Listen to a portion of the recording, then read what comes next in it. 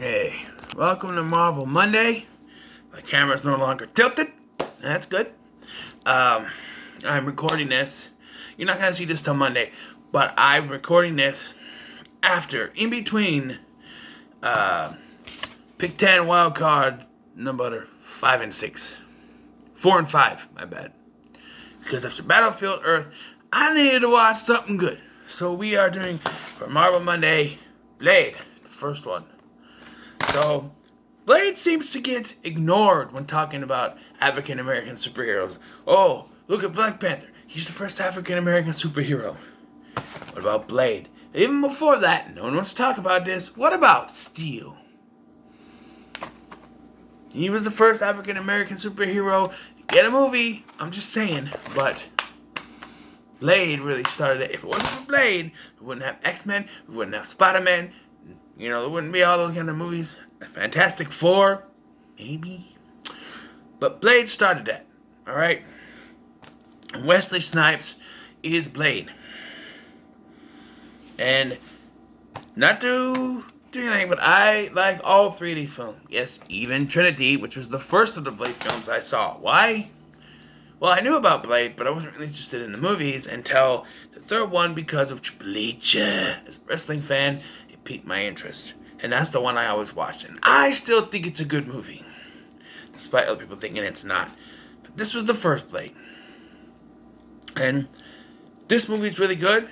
I do have some complaints with the film, of course. But overall, I think it's a pretty decent film. You have Wesley Snipes playing Blade, and he is at his best here. Even with the one-liners, some motherfuckers are always trying to ice skate uphill.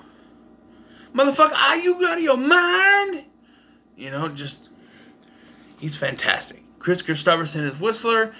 He's alright. He gets killed off part the way through, which I never understood, because they bring him back in the second one, then just to kill him off in the third one. I guess originally he was supposed to be the vampire that Blade meets in Russia at the end of the film. There's a lot of different endings here. And I even like Stephen Dorff as Deacon Frost. There are three underrated actors in this film.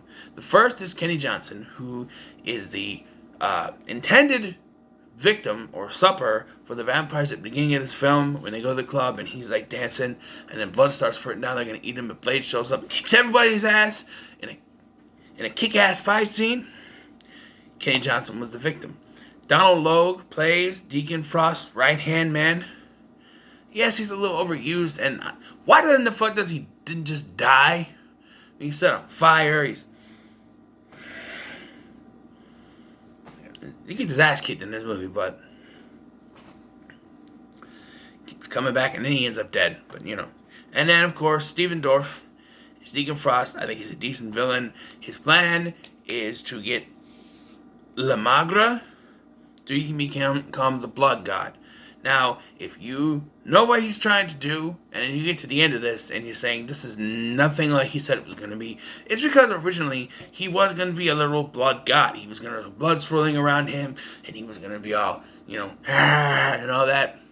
But the screen test didn't go so good, so they changed it. And the CGI they had, it's on the Blu-ray. You can see the test footage. It's not so good. So they changed it.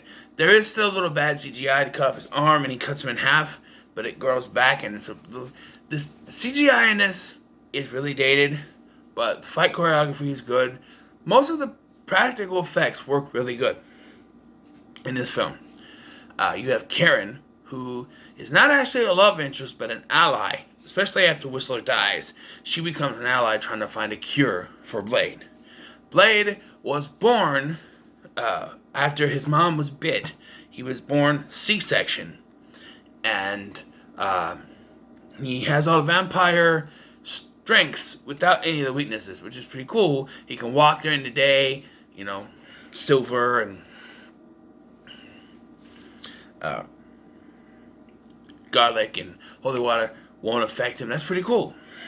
But he walk during the day. And they make a big deal about how regular vampires can't walk during the day, but Deacon Frost puts on a bunch of freaking sunscreen and he's able to stand in the middle of broad daylight holding a Chinese girl or Japanese or an little Asian girl. It's just like, I don't understand that. What's the SPF on that thing? Also, the one thing I do criticize is having the reveal, like most comic fans and people who watch Spider-Man the animated series, which is how I know Blade, would know, is that after his birth, Blade's mother actually becomes a vampire. And I feel like there's so much going on in this film that having that reveal in this film is a little too much. I feel like they should have waited for a sequel.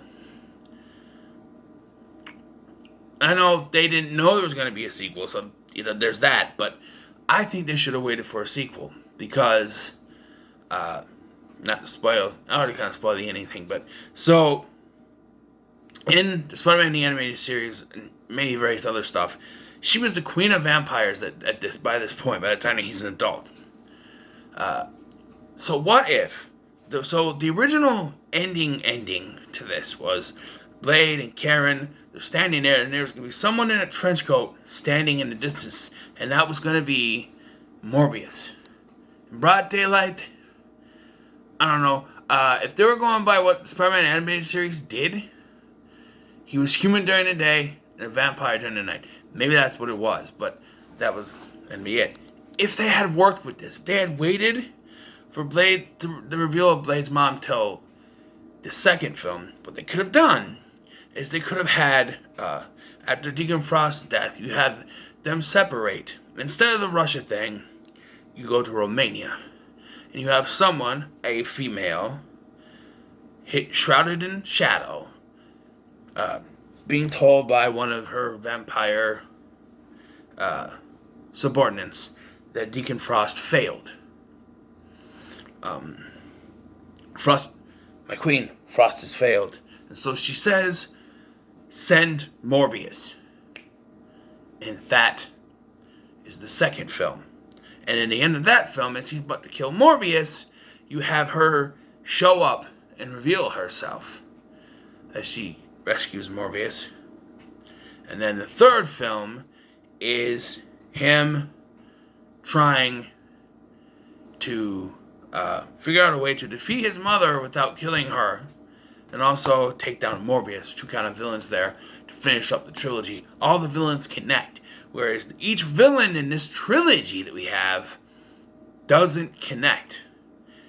It's like a Monster of the Week thing. Like, he has Deacon Frost in this one, you have a new breed of vampires in the second one, and you have Dracula in the third one.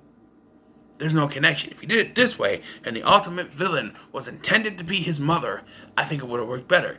Shoving her into this movie is a little too much for me. The acting in this film, for the most part, is pretty good, except for the Deacon Frost's girlfriend. It was her first role, and not to shit on her, but she's terrible. I'm sorry, she's terrible in this. And some people might say, why he's a superhero, but doesn't he have a love interest? Karen's not really a love interest. I kind of like that. I kind of like that she's not really the typical love interest. There's no chemistry between them, so that she's not a love interest. She's just trying to help cure Blade of his vampirism. Which, some people might say, well, if you have all the strengths, why do you need to get rid of it? Because he also needs to feed. And that's the point, is that it's the longer he goes without a cure, the more he wants to feed. That's always what intrigued me about the character, especially in Spider-Man the animated series. But they couldn't use Morbius because he's a Spider-Man villain, and Spider-Man was owned by Sony, and this was New Line, so they couldn't use Morbius, so that's why he wasn't in there. But I think it would have worked. I really do. If they had been able to use him, But as it is, Blade, actually a pretty good film. I recommend it to you if you're looking for a nice, dark comic book movie that's not called Batman or The Dark Knight. Check it out. Because you might find yourself liking it. Like I said, fight scenes are good. Most of the effects are good. I'd say about 85% of the effects. CGI gets a little meh, and I think that the dusting effect would work better if it went faster, because it's a little slow, and you see the CGI skeletons, but if it just went like on Buffy the Vampire Slayer, I think it would work better. But as it is, a decent film. I'm gonna give it 8 out of 10. I enjoy it. Yes, my reviews will get ratings on this. So let's get an 8 out of 10. I think it's a decent film, and I'm looking forward to continuing this on Marvel Monday. So what are your thoughts on Blade? Let me know in the comments below. Make sure to like, share, and subscribe. Thanks for watching. I've been Scotty. This has been Marvel Monday, and I'll see you in the next one.